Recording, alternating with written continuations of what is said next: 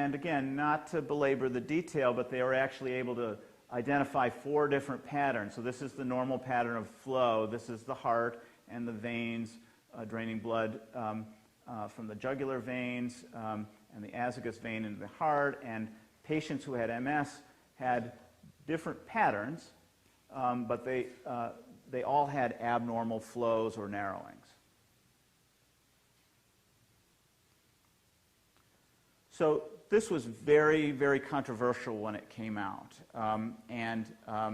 It was also very highly publicized. Patients heard about it, and it was discussed a lot on the internet. The blogs just went wild that Dr. Zamboni and his team had found an important clue to the cause of multiple sclerosis. And then, of course, the hope was if you find these narrowings, if you were to open up or unblock the veins, that could theoretically be beneficial to patients. But it also caused a lot of consternation in the medical field for a number of reasons, a few of which I've listed here. The fact that they found these abnormalities by Doppler in 100% of patients with MS and 0% of people who didn't have MS seemed almost too good to be true. Those of us in the medical community who read research studies know that it's never completely black and white like that. And so that had people a little bit concerned. These Doppler tests are also very technically difficult, and different people doing the different tests may find different things even in the same patient. So having uniformity from individual doing the test and from center to center doing the test is difficult. And it wasn't clear when you read their research paper whether the person doing the test was blinded to the fact that the patient had MS or not, or knew. And that allows the possibility of introducing some bias into the results. So if you're looking for a particular result and you know the patient, the person coming in for the test has multiple sclerosis, you may be more likely to find an abnormality rather than if you were completely blinded to that. So the question was, to what extent were these findings real, and what do they really mean? So they also then took that next step, and the question was, if you find these blockages and undo them, what happens? So they took the patients who had multiple sclerosis, and they did a procedure called angioplasty, which means that they inserted a catheter to the site of the narrowing, and at the end of the catheter was a little balloon that could inflate, and it allowed them to dilate the vein and open up the narrowing. Okay, so the idea was to undo the narrowing from within.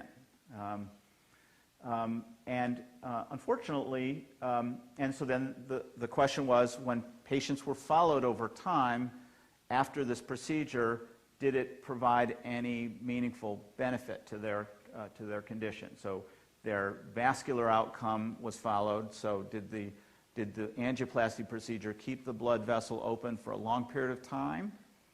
And their neurological outcome was followed. So did it lead to improvement in their neurological function, whether it be walking or other functions? And if you were already on treatment, they decided not to perturb the existing treatment. So this was done on top of treatment in some patients, and in other patients who weren't on treatment, they were left off the MS medicines. Now, one of the problems was that the patients all knew that they had received a procedure. You heard Dr. Braley talk earlier before the break about clinical trials, where we like, in an ideal situation, to have a comparator group against our intervention group. So we want to know, in a side-by-side comparison, does an intervention, whether it be a drug or a treatment procedure like this, make a difference compared to people who don't receive the procedure? And we also like it to be blinded, meaning the patient, him or herself, doesn't know whether they're getting the real treatment or a sham treatment, and the people who do the evaluating are also blinded, so they don't have bias towards one conclusion or another. So fortunately, the patients in this study all came through without any complications from the angioplasty procedure. Remember, when you're blowing up veins, there's always the risk that it blows the vein up too much and it causes a tear, and that leads to bleeding and could be catastrophic. And then what they found was, when they went back and looked later, that patients who had the angioplasty procedures in the jugular vein, that about half of them, actually the narrowings came back. So the benefit of the angioplasty procedure was temporary. It opened it up for a while, but then the narrowing redeveloped. It was less likely to happen in the azygous veins. But really the main question was, what effect did these procedures have on the course of MS? And so they reported that patients prior to the procedure, about half of them had recent relapses, and then following the procedure, only about a quarter of them had relapses, suggesting that there was some benefit. And when they did MRI scans on these patients before and after the treatment, these contrast-enhancing lesions that were talked about earlier this morning were less frequent compared to before the intervention. And we use other rating scales, quality of life rating scales, to assess patients before and after an intervention, and these were also performed in this study. So again, in this separate research publication, it engendered a lot of conversation in the MS community.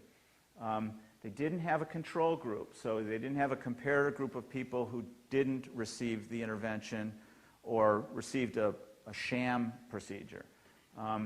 They didn't have the physicians doing the assessments after the procedure be unblinded. And the possibility that the angioplasty procedure was temporary made it a little bit difficult to know how long it lasted and whether the extent or the duration of the opening was variable from one patient to the next. So again, there were lots of questions here about it, generated a lot of controversy, but also got a lot of traction in the medical community, in the patient community, and really forced a careful reassessment of our current knowledge, state of knowledge of MS, and how do we best move forward from these findings. So the possibility that the angioplasty procedures were temporary, meaning the narrowing came back, suggested to the treating physicians in this study that instead of using a balloon to open it up, they could put a little support mechanism inside the vein called a stent and keep it open permanently. So a logical alternative would be to actually stent open the vein that was narrowed, and that would be a more permanent procedure. So, you know, I talked earlier about how veins might be involved in the pathogenesis of MS, but there are a lot of things that aren't adequately explained here. We know this is an autoimmune disease. How do we rationalize that to these vein findings? How do we incorporate the fact that MS changes with the prevalence of the disease changes with age? You know, some patients are genetically more susceptible to coming down with MS than others, and how does that explain? How do these genetic differences link up to potential vein abnormalities? Furthermore, there are other diseases that cause narrowings of veins, and none of them are known to trigger MS-like illnesses. So things that block veins or inflame veins in the neck or in the chest don't lead to the development of multiple sclerosis. So it was really hard to put all this together and understand what it meant. But nonetheless, there was a lot of discussion about Dr. Zamboni and his team had found a cure for multiple sclerosis, that we could treat these vein abnormalities and patients would be cured because 100% of patients had these abnormalities.